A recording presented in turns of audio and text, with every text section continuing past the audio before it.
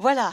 Je crois que c'est presque l'avant-dernier plateau, pas le vraiment dernier, parce qu'on finira ce soir, vous verrez, avec des lectures et de la musique. Mais là, sur ce plateau, nous avons le plaisir, avec Pascal Jourdana, d'accueillir Witi Imaera, que je vais vous présenter dans un instant. Jim Fergus, que vous connaissez déjà. Et on était en train de se dire, quand est-ce que tu es venu la dernière fois? 2013, tu dis? Je crois, c'était ça. Je crois 2013, ça fait loin. Hein. Et puis, à côté de nous, quelqu'un que je ne connais pas encore, mais que je suis ravie de connaître, parce que j'ai beaucoup aimé le livre, Eshkol Nevo, voilà. Et puis qui sera traduit par Fabienne. Et puis à côté, bien sûr, Marguerite qui est avec nous. Mais on va commencer par Witi Iamera. Né à Gisborne, dans l'île du Nord, il a publié une douzaine de romans, des recueils, des nouvelles. Il a écrit pour le théâtre et pour le cinéma, coproduit des films et des documentaires, édité plusieurs livres sur les arts et la culture de la Nouvelle-Zélande et enseigné à l'université d'Auckland. Il a aussi travaillé au ministère des Affaires étrangères. Il occupera 2 ans durant le poste de consul de Nouvelle-Zélande aux États-Unis. Un de ses thèmes de prédilection est l'opposition entre la société traditionnelle communautaire maori et la société Pākehā, nous quoi, les blancs d'origine européenne, mécanisés et individualistes. Allez hop, tout de suite on est... Et ça marque le début de la renaissance maori avec Tanguy. Tanguy, on prononce, en 1973, devient le premier écrivain maori à signer un roman en langue anglaise. Écrivain prolifique, comme le présente son éditeur Christian Robert, qui est le créateur de cette belle maison d'édition. Vous avez vu, les couvertures sont formidables, très, très jolies et très originales. C'est une maison d'édition qui est installée à Papeete et qui est menée donc qui est créée par Christian Robert et qui s'appelle Au vent des îles, qui a le même âge que notre festival d'ailleurs, puisqu'elle a été elle aussi créée en 1990. Plusieurs des livres de Witi ont été adaptés au cinéma. Il écrit aussi des nouvelles, des livres pour enfants et même des livrets d'opéra. Voilà, c'est une riche actualité pour lui parce qu'il a 2 livres. Nous intéresserons, on dira un mot de celui-là qui est paru l'année dernière, mais nous intéresserons surtout à Bravoure qui vient de sortir. Mais avant tout cela, Witi souhaiterait réaliser un haka.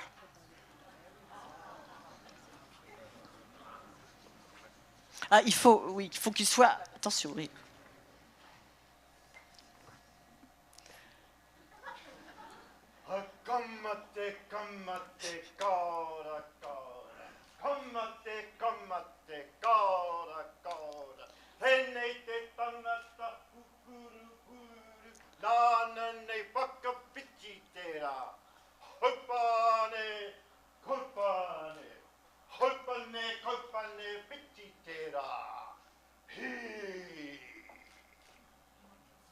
Même pas peur.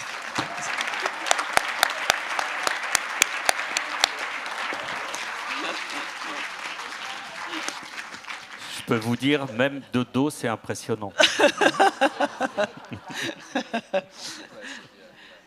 Donc, je vais vous citer quelques petits... Alors, il y a donc ce livre, La femme de Pariaka, qui a été traduit comme l'autre par Mireille Vignol, qui est en quelque sorte la traductrice historique de la maison d'édition au vent des îles.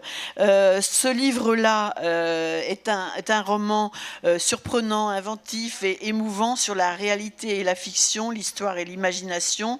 Et il raconte la remarquable histoire d'Erenora dans le contexte historique des événements turbulents et passionnants qui se sont produits à Pariaka dans les années 1870 et 1880.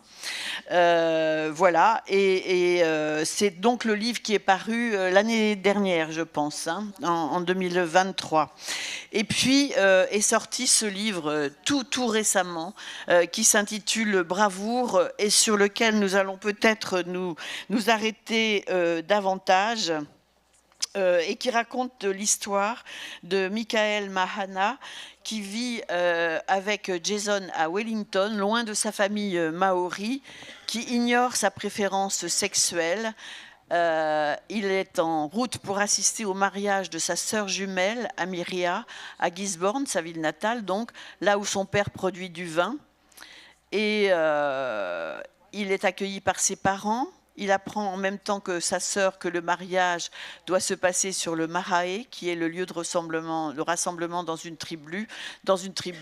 Et l'on voit tout de suite que le père est omniprésent et que les décisions pour toute la famille sont prises par lui. Et ce mariage doit se passer dans cet endroit, ce qui n'était pas du tout le goût des futurs mariés, parce qu'elle est issue d'une famille de Mana qui possède pouvoir et puissance et qui le doit à la réputation du grand-père Arapeta. Alors, on peut expliquer tout de suite, Witty, dans quel milieu se déroule cette histoire et ce qu'est la prégnance de cette famille de Mana. Qu'est-ce que ça veut dire, le Mana? Kia ora koutou katoa, haramai nei ki tēnei mahi o te rā. It's wonderful to see everybody here today at this work, because that is what we all do. We are working today. Alors c'est merveilleux de vous voir ici tous pour cet événement professionnel. C'est du travail, hein, c'est ce qu'on est en train de faire. On travaille là. So I just want to explain first about the haka. Ah oui.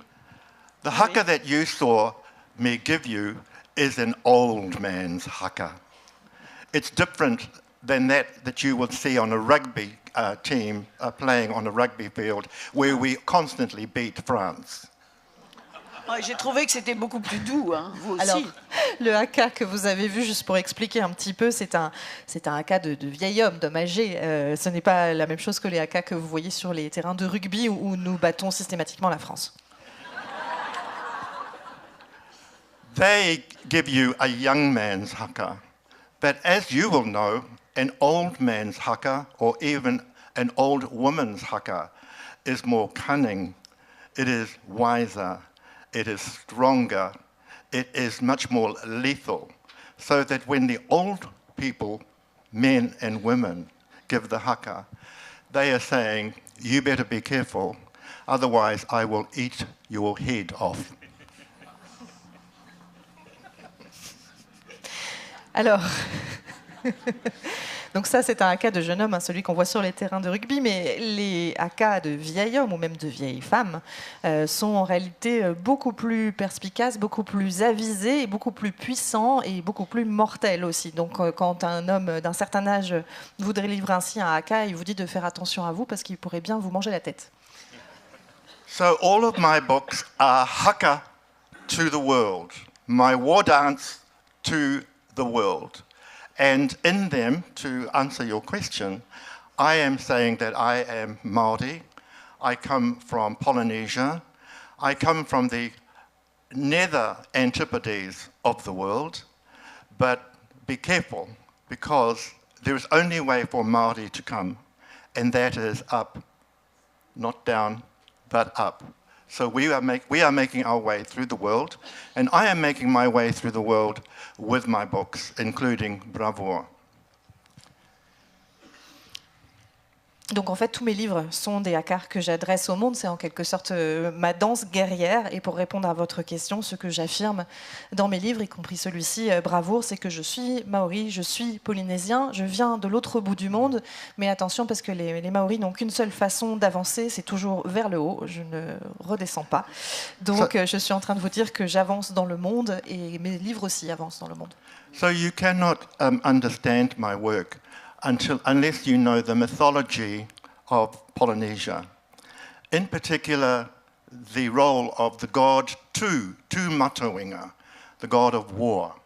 And in this particular book, La Bravoure, it is the incarnation of Tu, the god of war, who goes to Vietnam with 3 boys to support the Australian, New Zealand, and American soldiers who fought in Vietnam. Alors on ne peut pas comprendre mes livres sans comprendre un peu la mythologie polynésienne, et dans le cas de ce livre-là en particulier, le rôle du dieu de la guerre, Tu, c'est ça, qui est un nom complet un peu plus long. Ce livre, en fait, dans ce livre, le dieu de la guerre va s'incarner et accompagner au Vietnam 3 jeunes Maoris qui vont aller se battre pendant la guerre du Vietnam aux côtés des soldats australiens, néo-zélandais et américains. So they arrive in Vietnam, these 3 wonderful Māori boys from Aotearoa, and they have an immediate collision with a point of conflict, and that is that the people that they are fighting look like them. So that is one of the texts of the book. How can we, as people, begin to understand what to do when war and conflict, whether it be in Vietnam, Ukraine, Israel, Palestine, is a troubled, complicated situation. So the book is attempting to find for these 3 boys who go to that war some solution. I will leave it to you to see, when you read the book, whether they find it. Et donc ils vont arriver au Vietnam, ces 3 garçons, et ils vont immédiatement, ces 3 garçons maoris, ils vont immédiatement entrer littéralement en collision avec la guerre, avec le conflit, et avec quelque chose qui va leur sauter immédiatement aux yeux, qui est qu'ils sont appelés là à se battre contre des gens qui leur ressemblent. Physiquement. Et donc c'est une des grandes questions qui est posée par le livre, c'est de demander justement dans un contexte comme celui-là, dans un contexte de guerre, que ce soit celle du Vietnam ou celle aujourd'hui de l'Ukraine, de la Palestine, etc., dans un contexte, une situation aussi chaotique, comment est-ce qu'on peut interagir les uns avec les autres. Et dans le livre, ces jeunes garçons vont trouver des solutions pour essayer d'affronter ça. Et je vous laisse lire le livre pour découvrir ces solutions. Alors, il n'a pas du tout répondu à ma première question. C'est pas grave, parce qu'il est passé tout de suite à la question du Vietnam. Là, le début de l'histoire, elle se déroule à notre époque, on peut dire. Quand je vous ai parlé d'un mariage, ça n'a rien à voir évidemment avec la guerre du Vietnam. C'est donc Michael qui va devoir annoncer à ses parents son homosexualité, et en fait, ça va être extrêmement mal pris par son père, sa mère, par toute sa famille. On va même lui poser la question qu'est-ce qui a le plus d'importance à tes yeux, Michael, le fait d'être maori ou le fait d'être gay, parce que là-bas, ce n'est absolument pas bien perçu. Et les 3 soldats qui vont partir à la guerre, parmi les 3 soldats qui vont partir à la guerre au Vietnam, c'est une histoire évidemment d'avant, eh bien il va découvrir, Michael, qu'il a un oncle, grâce à une tante, il va découvrir qu'il a son oncle, le frère de son père, qui le rejette tellement puisqu'il est homosexuel. Eh bien, le frère de son père va découvrir sa préférence sexuelle. Et ce sont des moments vraiment bouleversants dans le livre, pendant cette guerre du Vietnam. Et ça va être un déchirement pour lui parce que c'est très mal vu. Voilà, par exemple, ce qu'il dit. On lui pose la question, pourquoi n'as-tu pas cédé, Sam? Voilà pourquoi. Le mana, la puissance et la valeur d'un homme au sein de la culture maori reposaient sur la force de combat et la tradition guerrière. Et la verge en était le symbole. C'est elle, au même titre que la massue, qui personnifiait l'essence de la masculinité. Ensemble, elles rendaient l'homme sacré et la femme profane. C'était ainsi depuis le début des temps, quand Ranginui, à la fois père et ciel, avait été séparé de Papatuanuku, à la fois mer et terre. Depuis, le rôle des hommes et des femmes était prédéterminé. C'est-à-dire que dans cette culture, on ne veut pas, on n'acceptait pas les homosexuels.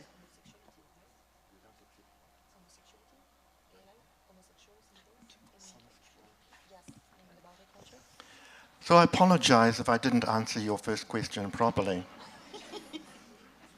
Désolée si je n'ai pas bien répondu à la première question. C'est pas grave. And it is because my left ear is deaf.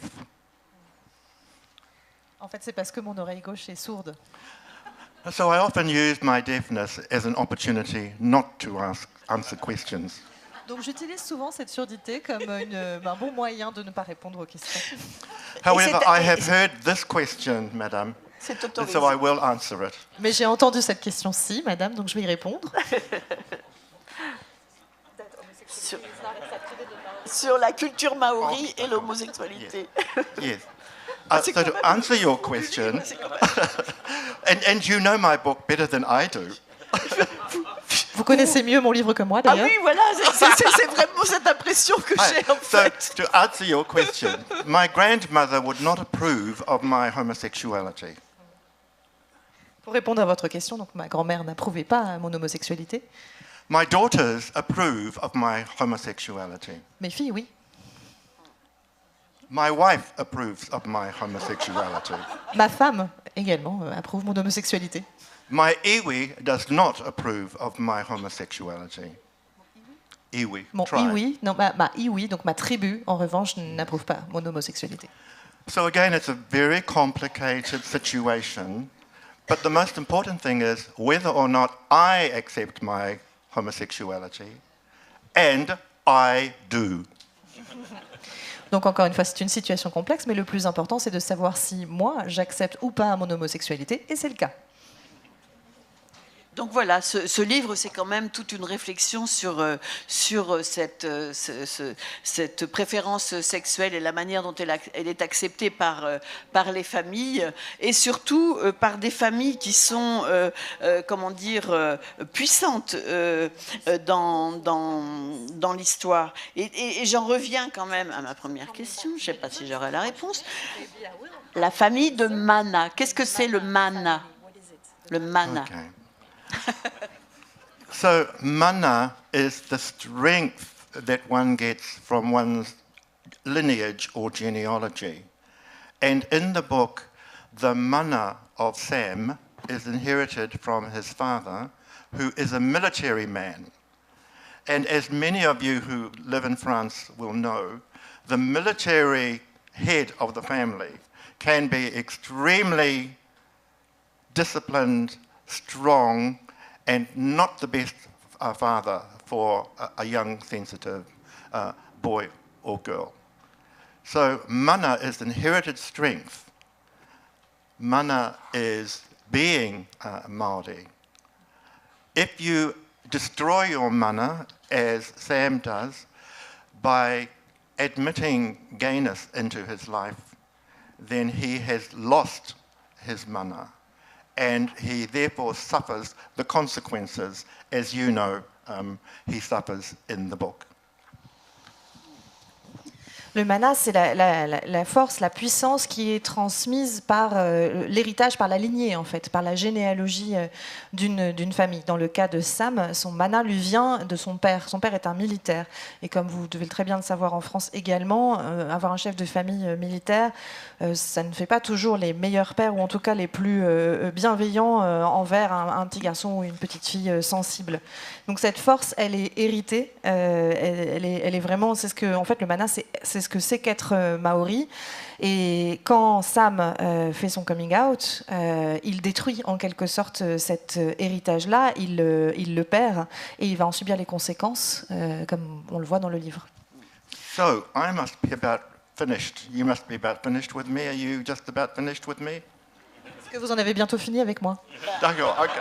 So in that case, Il va falloir en finir parce que sinon les autres ils pourront jamais parler et c'est quand même un peu ennuyeux, surtout que Witty m'a dit qu'à la fin du plateau, hein, il voulait chanter aussi, donc. yes. So Donc- that is why I asked you, because C'était la raison de ma question. I began with a haka of war, and I will now finish with a song for peace. Oui, parce que j'ai commencé par un haka de guerre et je vais terminer par un chant de paix. Bah écoutez, on va attendre.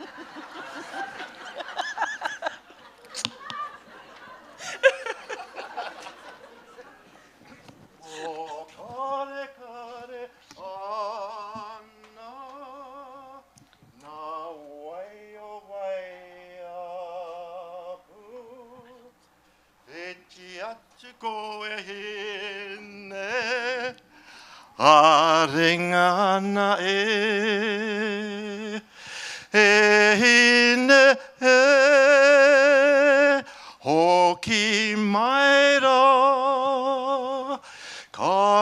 Aotearoa ki te aroha e. Tēnā tātou katoa. Merci, Witty.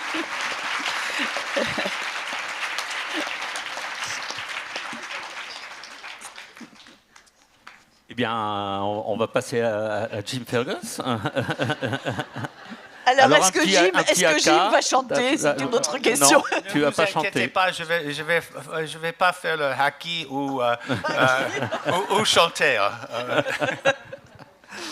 Alors Jim, c'est pas la première fois, donc tu l'as dit, Maët, mais c'est quand même, ça fait un petit moment. Je vais redire un tout petit mot sur son parcours. Né à Chicago en 1950, d'une mère française, d'un père américain. Jim vit dans le Colorado, État dont il est tombé amoureux dès l'adolescence.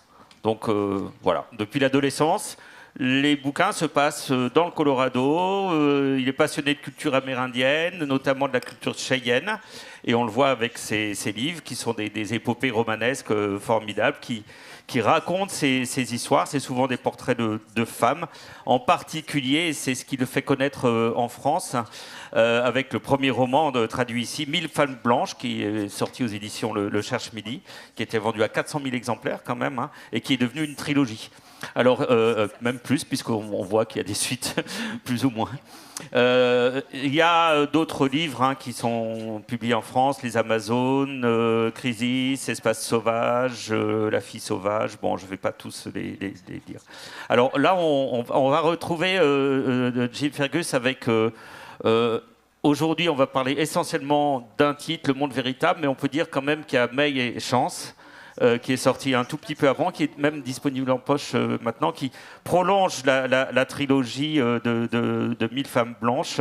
On retrouve les mêmes personnages, peut-être qu'on aura le temps d'en dire un petit mot tout à l'heure. Mais je voudrais qu'on évoque, Jim, ce livre-là, Le Monde véritable, qui est intitulé Fable. Et c'est un livre qui est assez différent, qui est plus court que les autres, qui est illustré, qui commence par un portrait de La Fontaine. Donc, quelle étrange idée, Jim, d'écrire une fable. Alors, je vous explique. Moi,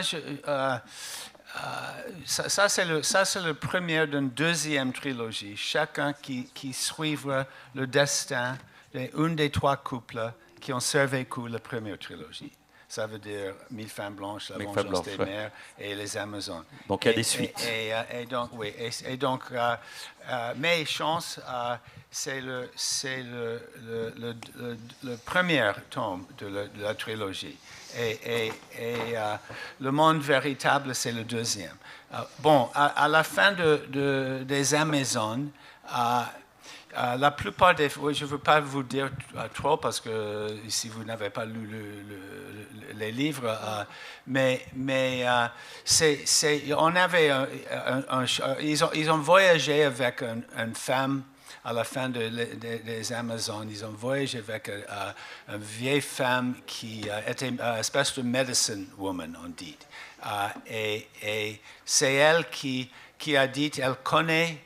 je connais un endroit où le vrai monde, le monde véritable, mais ça va faire un moment de le trouver. Donc, ils ont suivi, un groupe des Cheyennes et des femmes blanches ont suivi cette femme. Et Molly, le personnage principal, qui est le narrateur du livre, elle pensait, elle n'était pas très gentille avec la dame. Et la dame aussi était aveugle. Et donc, elle dit, on circule dans les cercles comme ça avec un aveugle. Et comment on va trouver le monde? Et tout à coup, en fait, ils ont passé vers une trompette énorme, inconnue, j'ai jamais vu ce que tout le monde pensait qu'ils vont mourir, elles vont mourir. Et enfin, elles sont arrivées à ce espèce de paradis et le monde véritable. Parce que c'est une croyance entre entre la plupart des tribus, surtout dans les grandes plaines, qu'il y a un monde, un vrai monde derrière celui-ci, qui est beaucoup plus agréable que ce monde. Et bon, donc, ils ont passé quelques mois là, et puis un groupe des femmes blanches pensait que, ah non, mais c'est pas, il faut que je retourne dans le vrai monde parce que May, par exemple, May et Chance, elle a des enfants à Chicago qu'elle veut récupérer. Elle ne veut pas rester dans cet endroit, mais elle ne savait pas comment revenir. On peut quitter, on peut retrouver la piste pour aller au monde mort, il dit.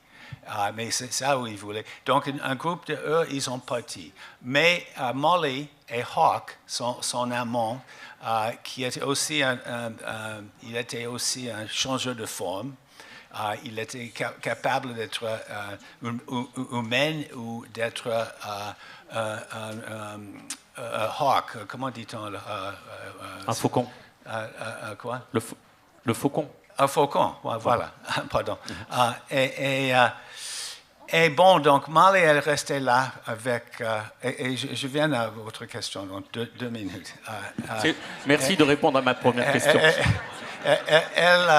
J'ai pas oublié. Molly, elle ne pouvait pas quitter parce qu'elle avait peur que si le gouvernement la prendrait, elle va être encore envoyée à prison à Sing Sing, à New York. Et donc, ils ont décidé de rester dans le monde véritable. Bon, il y avait plusieurs autres filles aussi qui est connue dans les 3 romans.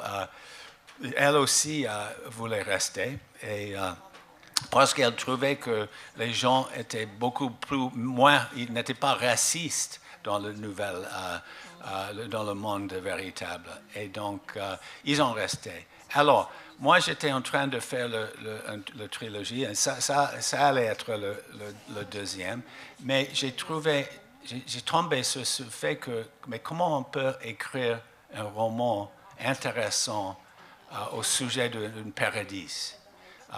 Parce que c'est un peu ennuyant, franchement. Tout est parfait, on n'a pas de conflits, on n'a pas de vilains, on n'a pas de méchants.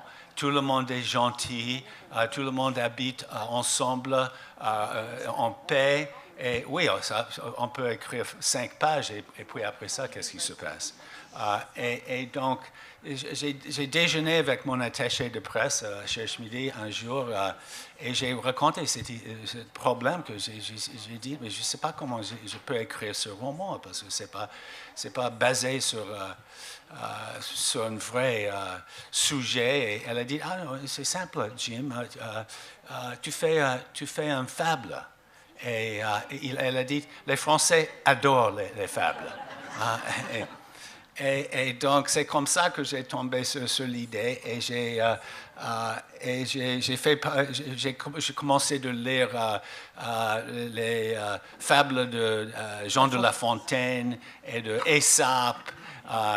Mais ce n'est pas un livre dans le rime, avec les rimes. Est-ce qu'il y a une morale à la fin?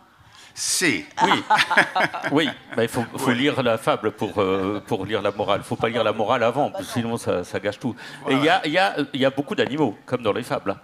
Il y a beaucoup d'animaux qui ont une importance. Et là, on parlait de la transformation en faucon. C'est aussi, entre les hommes et les animaux, il y a une communauté.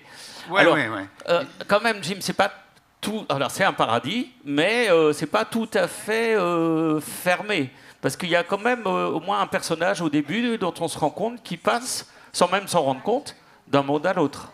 Oui, il y avait un groupe, un grand groupe des méchants qui ont suivi la même piste que les autres gens, comment les autres gens ont trouvé le monde véritable.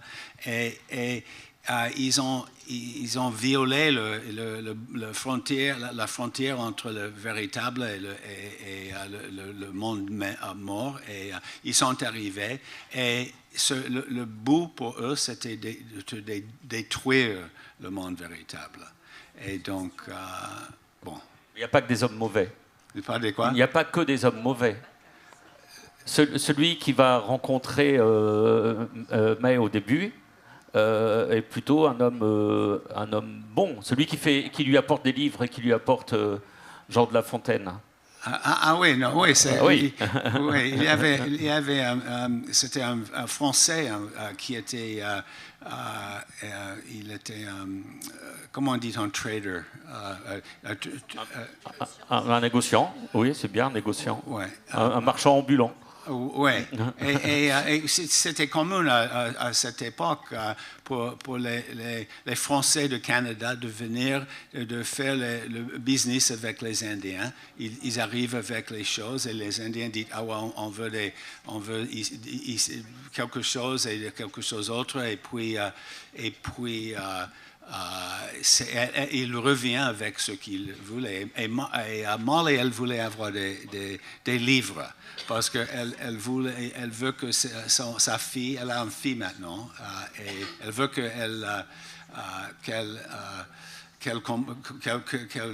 apprenne à lire et qu'elle peut profiter avec les livres. Donc, lui, il a amené les fables de Fontaine, les pièces de Shakespeare et un peu des autres choses. Mais bon, c'était comme ça. Et, ouais. Voilà, finalement, Molly, elle va finir par y croire à toute cette histoire. Elle va finir par croire qu'effectivement son mari indien devient faucon et peut voler. Oui, voilà, elle était cynique, même après son mari a décrit comment il fait la transition entre homme et faucon. Elle n'était pas tout à fait convaincue. et c'est pas quasiment jusqu'à la fin. Et je vais plus dire au sujet, mais juste à la fin que on a le point.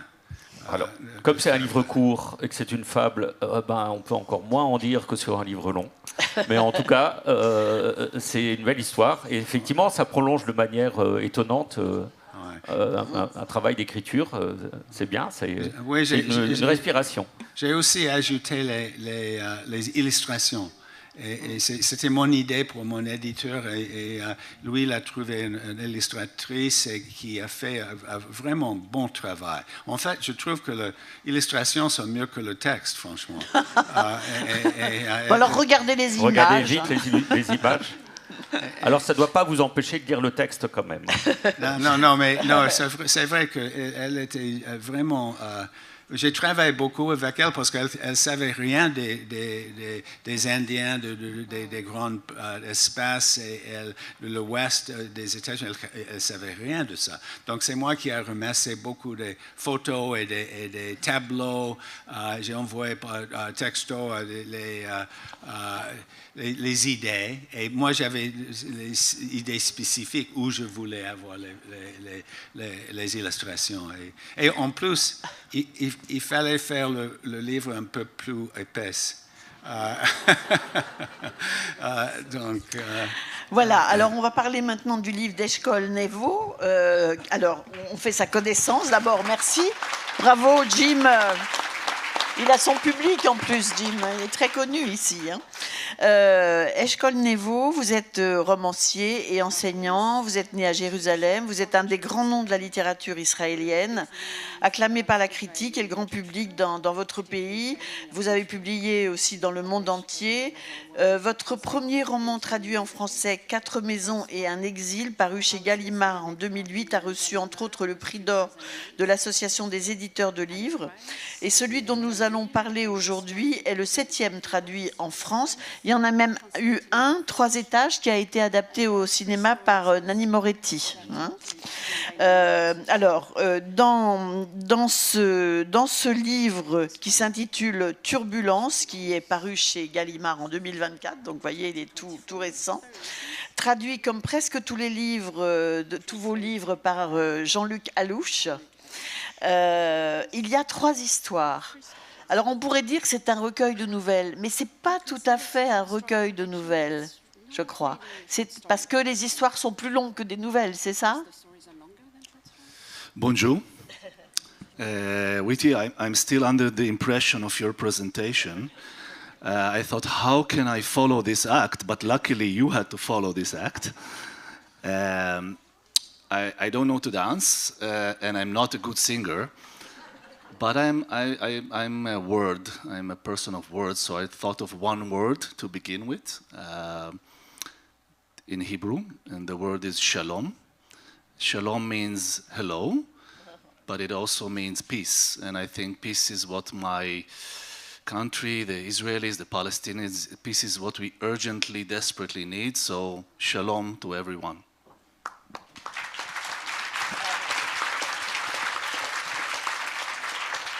Witty, vous m'avez fait une très très forte impression. Je me suis dit comment je vais faire pour passer derrière. Donc je suis ravie que vous ayez eu cette tâche et qu'elle ne me soit pas tombée dessus.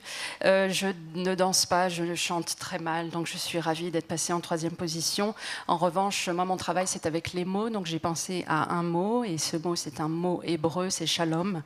Shalom qui veut dire bonjour mais qui veut dire également paix. Et je pense que mon pays, je pense qu'Israël, Palestine ont désespérément besoin de paix aujourd'hui. Donc, shalom. Merci, merci. So, amazingly, the connection between the stories in this book is around a paradise, a pardes. Pardes in Hebrew sounds like a paradise. It's actually an orchard, a verger, and the main metaphor in the book is of a pardes, a verger, and I will elaborate. Et c'est incroyable parce que le lien entre les 3 histoires, c'est le mot hébreu pardes qui veut dire paradis. Et c'est dans l'histoire, c'est un verger. Donc c'est la métaphore principale de l'histoire du roman, c'est un pardes, un verger. Et je vais développer. So in the Talmudic story, beautiful story about the orchard. We have 4 scholars that enter the orchard, the pardes, the paradise, but only one of them comes out alive. Rabbi Akiva is the only one to survive the experience of being in the pardes or being in paradise. Dans une histoire talmudique qui est très très belle, il est question de 4 érudits qui pénètrent dans un verger et un seul en ressort vivant. C'est le rabbin Akiva et qui est le seul à sortir vivant et intact de cette expérience. So my book is contemporary. I have contemporary characters, we have love stories, we have this accident, collision between parenthood and couplehood, but when I reached this metaphor of paradise, of the orchard, I understood that all the stories of the book could be connected and all of them could meet, all the characters could eventually meet in the pardes, in paradise, in the orchard, and let's see who is going to get out alive of this experience. Et quand j'ai compris quelle serait la métaphore du livre qui au demeurant met en scène des personnages contemporains avec une histoire d'amour, avec des croisements de destin, des histoires de parentalité, de famille, je me suis rendu compte que ce verger, cette fameuse métaphore, était le lien qui allait permettre de relier tous mes personnages et en laissant en suspens la question lequel ou lesquels allaient sortir vivants de ce verger. In the Talmudic story, the ancient story, being in the Pardes, in paradise, means being in the presence of God. And not anyone can survive that. In the Bible, only Moses survives that.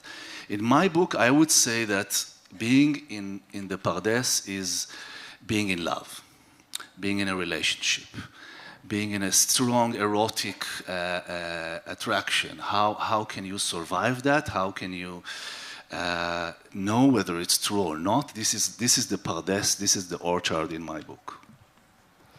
Et dans l'histoire talmudique, être dans ce Pardès, dans ce verger, dans ce paradis, revient à être en présence de Dieu. Et tout le monde ne peut pas survivre à ça. Le seul qui y survit dans la Bible, c'est Moïse. Dans mon livre, être dans ce verger, être dans ce Pardès, c'était l'équivalent d'être amoureux, d'être dans une relation, de vivre une très forte attirance érotique. Et donc, comment y survivre? Est-ce réel ou est-ce une illusion? Alors ça, c'est la troisième nouvelle, c'est la dernière nouvelle en fait du livre que raconte Eshkol. Dans la première, alors, mais il y a le même ton dans les trois, même si les histoires sont extrêmement différentes. Un ton vraiment particulier. Il y a l'ironie, l'originalité du traitement, et puis la complexité des relations humaines, leur ambiguïté, la difficulté de se comprendre et à les comprendre parfois. Et dans la première histoire débute ainsi. J'avais la page tout à l'heure. J'arrive. À en croire mon avocat, même si nous décidons de mentir devant le tribunal, il faut que nous nous mettions d'accord tous les deux sur la vérité. Et donc le mieux serait que je décrive les événements par moi-même, exactement comme ils se sont déroulés. Et donc les voici. Et il raconte cette histoire. Ça se déroule en Bolivie. Alors, je ne sais pas ce que vous avez avec la Bolivie, parce que dans une autre histoire, vous y faites encore allusion. Pourquoi? I always start thinking of a story when I have a riddle in life that I cannot solve. Something is unsolvable. I think one day I will write about the chopped trees in San Malo, near the beach. I've been asking people, why do you need these chopped trees, and getting ridiculous answers. I'm not convinced, and I will have to write about it one day. Je commence toujours mon écriture, l'écriture d'un roman, par une énigme qui reste insoluble et incompréhensible à mes yeux. D'ailleurs, un jour, j'écrirai l'histoire de ces arbres coupés, de ces troncs d'arbres que l'on trouve à Saint-Malo le long de la plage, parce qu'on m'a donné des brise-lames. On m'a donné toutes sortes d'explications. Je ne suis absolument pas convaincue. Donc, j'écrirai ma propre histoire un jour.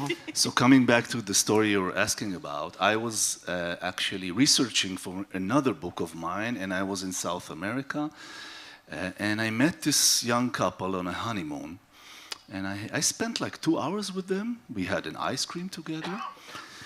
A month later, I returned back to Israel.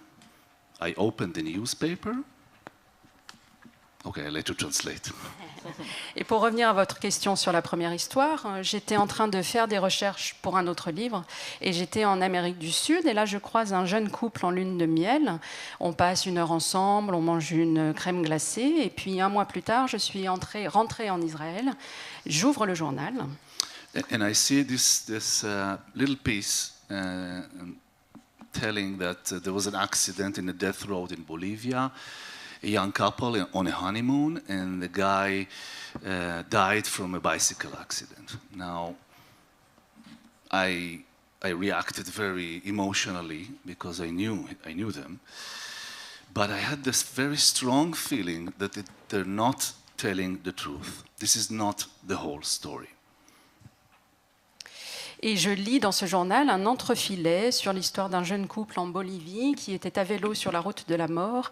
Et l'homme a eu un accident de vélo et est mort. Et j'ai réagi de manière très très violente, très émotionnelle parce que je les avais rencontrés. Et j'ai eu ce sentiment en lisant l'article que tout n'était pas dit et que surtout on me mentait. So I tried asking, I have connection, because Israel is a very small society because everybody knows everyone. So I tried connecting the family, and I got this strange answer saying like, don't come, don't ask questions. There are some things that we cannot talk about. And this of course made it was a bigger riddle for me now, because then I knew I was right. There was something that I was not being told. Et Israël étant une petite communauté où tout le monde se connaît, j'ai commencé à fureter à droite à gauche pour contacter la famille et avoir des réponses. Et on m'a dit, très étonnamment, on m'a dit, ne vous approchez pas de cette histoire, ne posez pas de questions. Il y a des choses qu'on ne peut pas vous révéler, dont on ne peut pas parler. Donc l'énigme, là, a pris de l'ampleur et surtout m'a fait dire que j'avais bien raison. And I was troubled by it, so I did what writers do. I imaginated. I imaginated the answer to the question, and actually this is what happens in every story of the book. There was a riddle presented to me by life, and then I could not get a real answer, and I had to invent a story to explain it. Et donc cette histoire m'a intriguée et j'ai alors fait ce que font tous les auteurs, toutes les autrices, j'ai imaginé les réponses. Et c'est ce qui se passe c'est ce qui se passe dans toutes les histoires du livre. La vie m'a soumis des énigmes pour lesquelles je n'avais pas les réponses et pour les expliquer, j'ai inventé des solutions. Ça me rassure parce que je me suis dit, mais donc cette première histoire lui est vraiment arrivée. Donc en fait, il ne s'appelle pas Eshkol, mais il s'appelle Omri, puisque c'est le nom du narrateur. Et alors c'est lui donc qui aurait vécu cette histoire avec qui s'est fait parce que quand même ce personnage Omri qui a rencontré donc ce jeune couple qui était en lune de miel, il va se faire séduire par la jeune femme et il y a des moments où on se demande, on dit qu'est-ce qu'il est crédule quand même, qu'est-ce qu'il est crédule, il se fait rouler dans la farine par cette fille. Mais en fait, ça reste toujours un peu... On se questionne. Et c'est ça l'intérêt de l'histoire, parce qu'évidemment, on ne va pas vous raconter la suite, mais c'est tenir le lecteur en haleine. Et voilà. Et voilà. It sounds like you're asking if it really happened to me. So I will say maybe yes and maybe no. Let's keep it ambiguous. On dirait bien que vous voulez savoir si ça m'est réellement arrivé, et peut-être oui, peut-être non. Je laisse planer l'ambiguïté. Très bien. Alors, juste un mot de la deuxième histoire, parce qu'on ne va pas tout raconter, hein, mais juste un mot. Là aussi, il y a beaucoup d'ambiguïté. Là, on est dans une histoire de famille qui commence, comme la première d'ailleurs, avec une phrase d'avocat. Je me dis, décidément... l'avocat qui suggère quelque chose. Elle se déroule, cette histoire, dans un hôpital de Tel Aviv et le narrateur est le médecin-chef.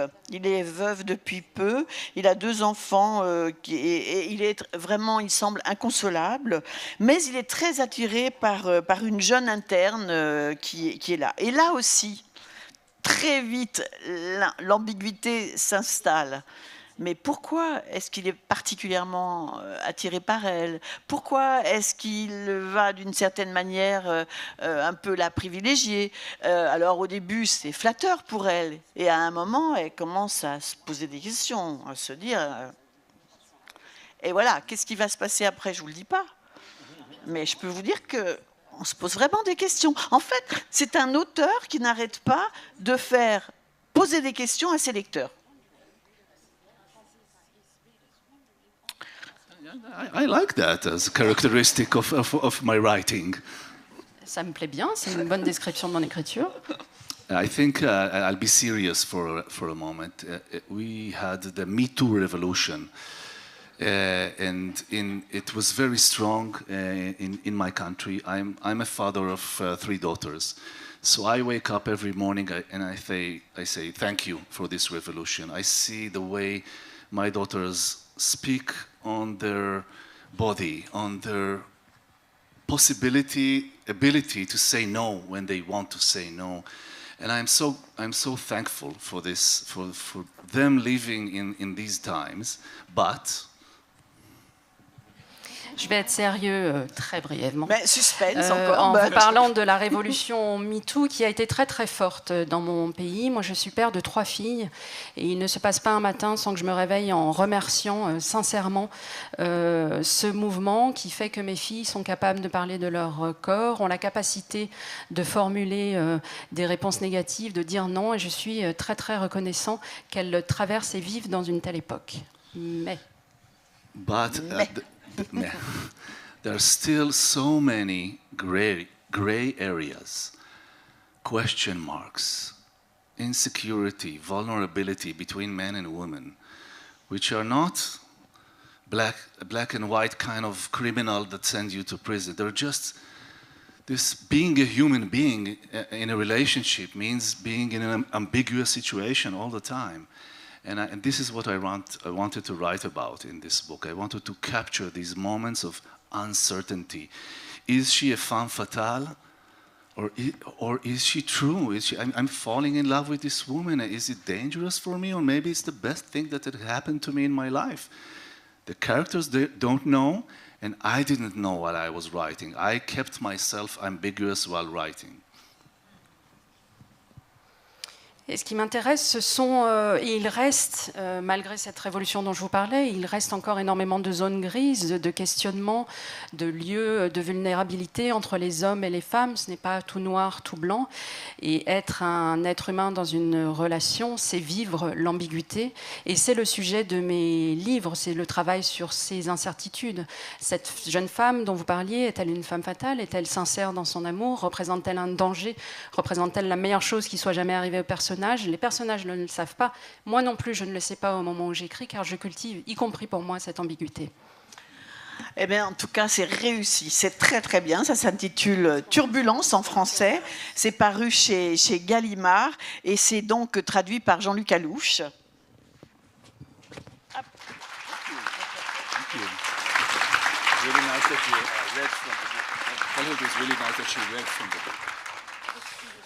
Et on a aussi parlé de ces deux livres de Jim Fergus, Le Monde Véritable et May et Chance, qui sont donc deux nouveaux livres d'une nouvelle trilogie. L'un sous forme de roman classique, l'autre sous forme de fable. C'est aux éditions du Cherche Midi et c'est traduit par Jean-Luc Piningre. Merci beaucoup, Jim. Merci, Jim. Et puis, les livres de Witi Ihimaera, traduits par Mireille Vignol, sortis au Vent des Îles. Le dernier paru, c'est Bravoure, c'est celui dont nous avons parlé. Et puis, alors, il y a plein de choses à découvrir encore dans cette histoire. Et puis, il y a aussi celui-ci qu'il faut lire. Alors, moi, c'est ma lecture de mardi prochain, parce que je n'ai pas eu le temps de le lire. De mardi, oui, mardi. J'ai pas eu le temps de le lire quand même là. On en a lu beaucoup. Et ça s'intitule La femme de Paris Haka, toujours traduit par Mireille Vignol. Merci à vous tous. Merci Marguerite pour la traduction. Merci Fabienne Gontran pour la traduction. Et merci bien sûr à vous trois. Vous allez encore aller signer vos livres, je pense. Et je vous invite à les lire. À bientôt. À tout de suite.